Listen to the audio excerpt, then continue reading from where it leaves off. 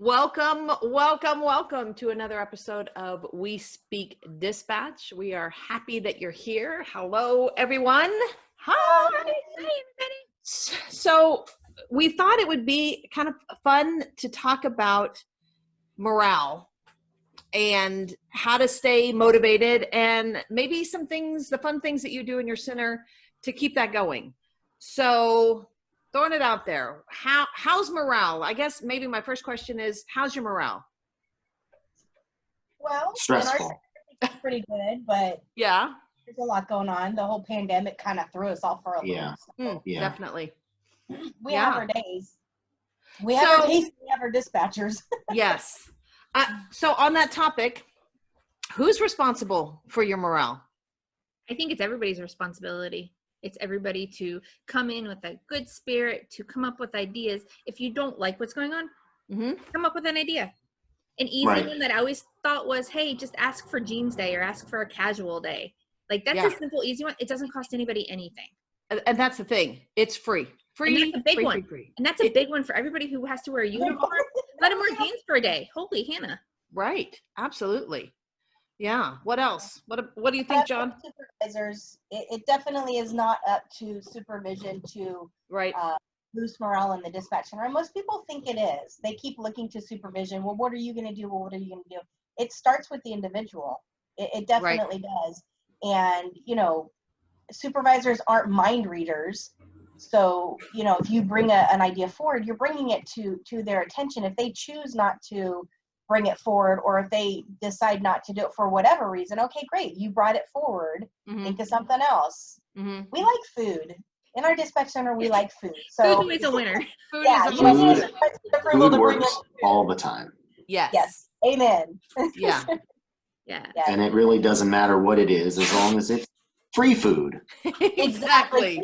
I mean, people who don't typically eat vegetables will eat free vegetables. I mean, a little bit of dip goes a long way. But, Yeah, I always thought it was always nice when the supervisors would take it upon themselves to say, hey, I'm going to buy everybody pizza tonight. Right. It may have just been a random night, but they were buying everybody pizza.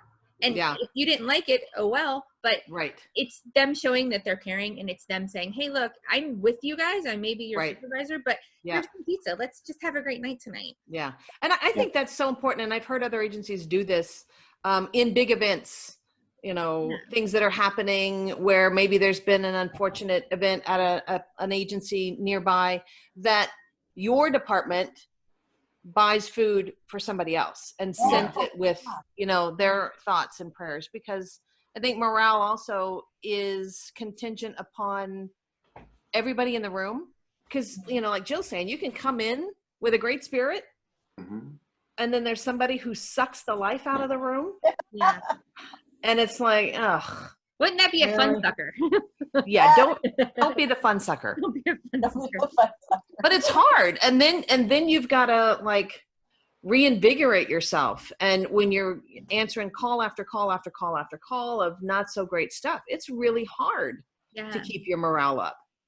And I think going in with that mindset that you talk about is really important. So besides food and wearing jeans, any other formal programs that your agency does or that you've heard of other agencies doing to keep? We do have year-round a wellness program in-house. It does allow people to have a extra amount of time on a paid break, because it's never guaranteed. And they can use, when the gym facility reopens, the facility on site, or they could use outdoors, particularly nowadays, to get some exercise in. They can't go home and exercise, but they can come back. Now, to participate, there are some eligibility requirements to include a formal form or document signed by a doctor saying that you will participate. And I think you have to recertify every year, but it's not hard and it's a perk. And then the supervisors manage per team who is participating. And kind of do it in a rotation. So almost every other day an individual works. they get that. So that's a I perk love that's that. year round, and you know, you don't have to go to a gym. Yeah. You can just participate in the program. Yeah, I love that idea. That's Yeah. pretty cool. My old center, we had a morale committee that would Mhm. organize theme days. So Oh, okay. yeah, so like the one time they organized like a circus theme, so they brought in a popcorn machine and a snowball maker and a cotton candy machine. That's Oh, cool. I And thought then they were going to walk in the room with With tigers. the big elephant. I know, right? Tiger King's coming in. In the room. And Or then as you walk in the entrance, an elephant splashes water on you. Yeah, that'll put somebody in a great mood, I'm sure. and then they organized every year they do a t-shirt for Telecommunications Week. Mhm. They create a t-shirt, so there's one every year for the last few years. And I Oh, know when I was there, we designed a challenge coin. So Right. it's just little stuff like that that doesn't really take a whole lot. You just need people's input, and it makes people feel so valued, especially the person whose t-shirt design gets picked. Like, Sure. just, oh yeah, Yeah. definitely. so I think we're fortunate just because I'm going to echo Jill what you said is we just have a lot of creative people that just come up usually to a supervisor and say, hey, can we just do a potluck tomorrow? Or the next weekend we work, can we do this? And look, as long as the phones are getting answered and the calls are getting Exactly. dispatched, Sure. make it happen. Yeah. I I know love for- that idea of the theme, even if it's like quarterly Yeah. or at shift change. So at every shift change, you get, you know, a couple days to do something fun to kind of kick off the shift. That's awesome. Yeah, and then we One of the also things- had go ahead. for a while like a knitting circle, which is Mm. kind of, and like a crafting A circle what? where we'd all just Knitting? on our Oh, shift, Knitting. knitting Oh, a and knitting crocheting, circle. where we were all just crocheting and knitting for a while, and we were sharing tools and we were sharing ideas, and that was a lot of fun. That was- Really? Yeah. That's We had that at our center too, and That it was a lot really of fun. put the different shifts together. Yeah. You know, let me give you this, or they would leave materials for the other shift. Yeah. Mhm. Or That- designs that- and you- patterns were a lot of fun. We'd for a share while. those. Yeah, I suspect you could probably knit and crochet more at night just because the volume would drop versus Right. during the day it would be, well, I got one stitch done. Yeah. Yes. I advanced one row. And I've heard of centers who do that and they knit the little baby caps. Yeah. Oh, Or yeah. and so it's a way to give back to the community or partner with maybe a medical facility that's close by. That's a Yeah, good we've idea. had people ask to say, any knitters, if you're willing to knit something where I belong to this organization or volunteer kind of thing, Mhm. and I'll take them up. All you got to do is do it wherever you knit, crochet, bring them in, and then I'll take it and deliver them. So Right. that's happened before. Well, and I remember, and I think it was for the Sandy Hook, maybe, there are dispatchers across the country who belong to a quilting group. And Oh, really? every time there's a big event like that, Oh, they yeah. will I ask heard how many dispatchers there are who handle that, Right. Yeah. and then send them Oh quilts. wow! Oh my gosh, that's Yeah. so cool. Yes, I know what you're talking about. There's a group that does that. So if this group is listening, put it That's in the right. comments below because we want to Oh, know. Start And we'll give you a start shout out. crafting. Knitting, Yeah. start quilting. Well, I and love- I know so many, and I can't draw a straight line with a ruler to save my life. But like John said, there's so many creative people out there and all of the fun signs and things like that. We, at my agency, we got maybe 3 or 4 dispatch appreciation weeks ago or years ago. They sent us a wooden sign that's got the gold line on it. And I think it says dispatch life and, you know, the heartbeat type thing. And then on the back, everybody signed it from that particular So agency. cool. And we've got it, you know, up in our room. So every time you walk in, it's like, okay, yes, this is awesome. A company sent that to you? No, just one of our neighboring agencies. Oh, a neighboring agency. Yeah. Wow. Yeah. One of the things to lighten the mood or keep a positive morale when I was on a shift, now I'm more of an administrative capacity, was we have shift briefing every day. Right. And this is many, 2 years ago. And on a Sunday, because, you know, who wants to work a weekend kind of thing. Sunday was always the last day of the long consecutive tour. And I would just put a bunch of like videos together. And after, you know, after the pass on of information, just play like a compilation of different videos, try to have a theme, like maybe it'll be fire, police, or like an animal theme, make everybody cry or go, oh. And then they walk out to the console, and it's like you just hear the laughter and the talk, and it was like, Right. That's fun. Awesome. Yeah. Cool. Oh, speaking of dogs, I don't know if you can hear my animals are outside saying, hello, we're out here. Went outside. They were just making so much noise. We haven't had breakfast yet, so please feed us. That food theme. Yeah, exactly. Yeah, Yes. it's hard. Morale and motivation is something I think as tenured employees we need to maintain. We need to encourage the younger people, because it doesn't take long after a couple hard shifts to go, oh, this is not fun anymore. And really be aware of that. And the motivation and the morale, it doesn't have to cost money. It doesn't have to cost an arm and a leg for everybody. If you have a shift of 10, 15 people, if everybody chips in $1 or even $2, you can have a feast that night for $30. You can have a huge feast if you do it right. Yeah. So, and John, to your point, as an administrator,